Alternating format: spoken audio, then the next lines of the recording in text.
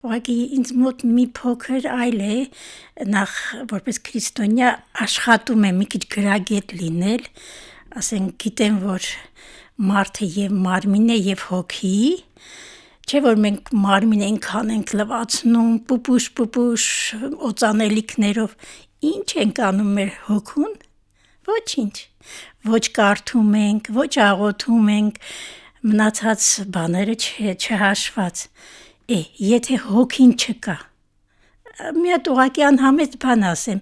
երբ որ մարդը մահանում է, ինչ է տեղի ունենում, ֆիզիկական մարմնից դուրս է գալիս հոգին, եւ առանց հոգու մարմինն ինչ է, հարազատը անգամ չի ընդունում, տանում է, վերջը հողին է հանձնում, հիմա մենք ապրող մարդով սիրտը աշխատում է, ինչ անենք, մենակ վազենք ուտելիքի, թե մտածենք, թե վայ այս մեկը ոնց հագավ, վայ ինչ կահույք է տունը, ինչի համար, եւ վերջապես ճիշտ ապրելու ձև կա, մենք սովորել ենք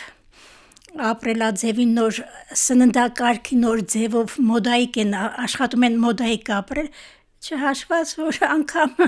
հոգեվոր պիտի գնան մկրտվեն, ձևական,